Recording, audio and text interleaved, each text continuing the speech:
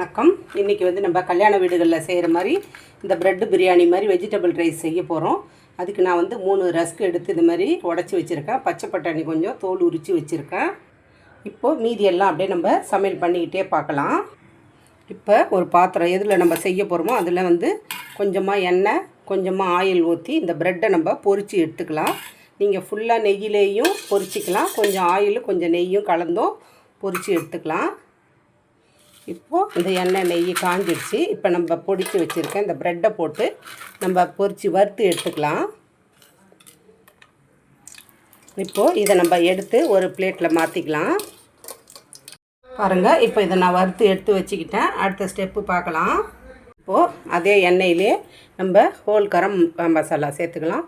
பட்டை, லவங்கம், ஏலக்காய், பிரியாணி அன்னாச்சி பூ, பிரியாணி மொக்கு, கொஞ்சம் கல்பாசி, இது எல்லாமே சேர்த்துக்கிட்டேன்.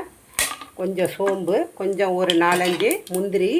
நான் வந்து 1 டம்ளர் அரிசி தான் செய்ய போகிறேன், அதுக்கான அளவு தான் இது. இப்போ இதில் ஒரு காரத்துக்கு தேவையான அளவுக்கு பச்சை மிளகா கீரி போட்டுக்கோங்க. அப்புறம் ஒரு பெரிய வெங்காயம், இதை வந்து நல்லா நீல வாக்கில் கட் பண்ணி போட்டிருக்கேன். இதை நல்லா வதக்கிக்கலாம். பச்சை மிளகா முழுசாக போடாதீங்க, நடுவில் கீறிட்டு போடலாம். இப்போது இந்த வெங்காயம் நல்லா பொன்னிறமாக நல்லா வதங்கணும். இப்போது நான் வடிக்கிற அரிசியிலே கழுவிட்டு ஊற வச்சுருக்கிறேன். இப்போது இந்த வெங்காயம்லாம் கொஞ்சம் ப்ரௌனாக வந்து வதங்கின பிறகு இப்போ வந்து இஞ்சி பூண்டு பேஸ்ட்டு ஒரு 2 ஸ்பூன் அளவுக்கு சேர்த்துக்கலாம்.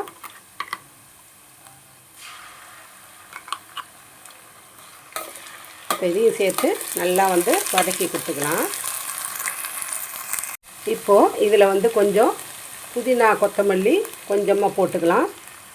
இதையும் நம்ம நல்லா சேர்த்து வதக்கிக்கலாம்.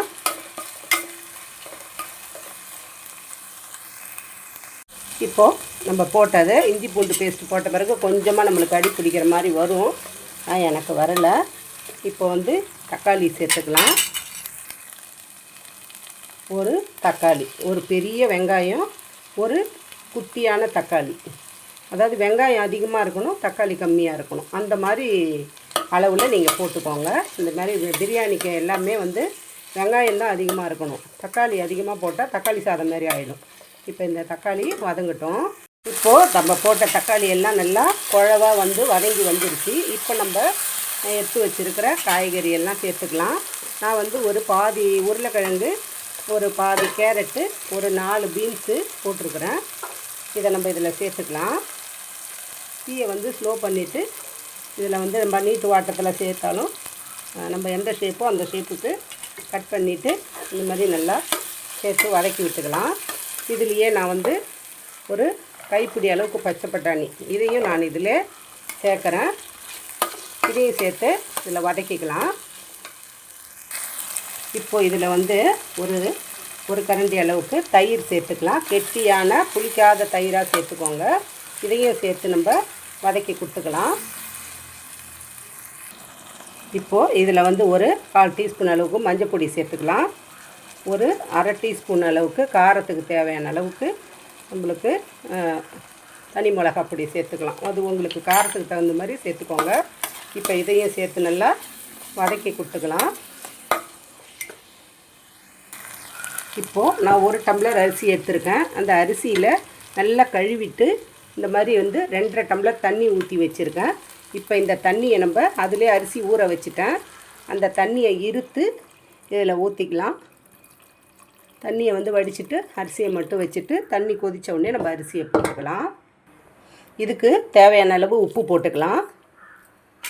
உப்பு வந்து கொஞ்சம் தண்ணியில் ஒரு கல் தூக்கலாக இருக்கிற மாதிரி போட்டுக்கோங்க. இல்லை நீங்கள் உங்கள் அரை உப்பாக இருந்ததுன்னா நீங்கள் அதுக்கு தகுந்த மாதிரி உப்பு காரம்னா நீங்கள் அதுக்கு தகுந்த மாதிரி போட்டுக்கோங்க. இது நல்லா கொதி வரட்டும். இப்போது இதில் வந்து கொஞ்சமாக புளிப்புக்காக ஒரு 1/4 சைஸ் லெமன் வந்து புழிஞ்சு விட்டுக்கலாம். லைட்டாக ஒரு திருப்பு, அவ்வளோதான். பாருங்கள், நல்லா வந்து கொதி வந்துருச்சு. நல்லா கொதித்த பிறகு நம்ம எடுத்து வச்சுருக்கிற அரிசியை வந்து இதில் சேர்த்துக்கலாம். 1 டம்ளர் அரிசி நான் வடிக்கிற அரிசியை தான் சேர்த்துருக்கேன். இது ஒரு 20 நிமிஷம் கிட்ட ஊற வச்சிடணும். ஊற வச்சுட்டு இப்போ நான் கழுவிட்டு இதில் சேர்த்துட்டேன்.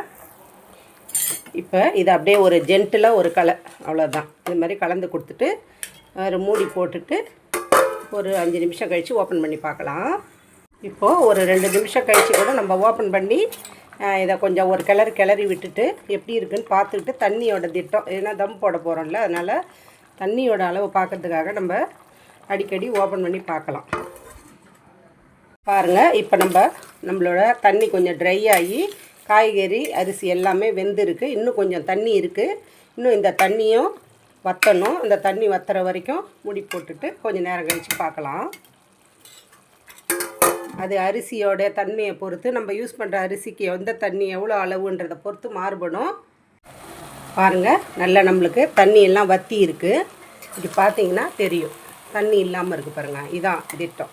இந்த மாதிரி வரும்போது நம்ம இப்போ எல்லாம் சமப்படுத்திடணும். சமப்படுத்திட்டு கொஞ்சமாக நம்ம இது மேலே கொஞ்சமாக புதினா தழையை தூவிட்டு ஒரு தட்டு போட்டு மூடிட்டு நம்ம அடுப்பை ஆஃப் பண்ணிவிட்டு அப்படியே சிம்மில் வச்சிடணும். புதினாவை தூவிட்டு நம்ம பொரித்து வச்சுருக்க ப்ரெட்டு துண்டுகள், இது எனக்கு நிறைய பிடிக்கும், அதனால் நான் ஒரு 3-4 ப்ரெட்டு பொரித்து வச்சுருக்கேன்.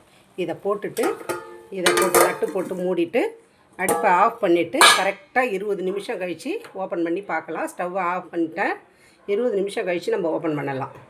இப்போது 20 நிமிஷம் ஆகிடுச்சு. ஓப்பன் பண்ணி பார்க்கலாம். சூப்பராக நம்மளுக்கு ப்ரெட்டு பிரியாணி கல்யாண வீட்டுங்களில் செய்கிற மாதிரியே பிரியாணி ரெடி ஆகிடுச்சு.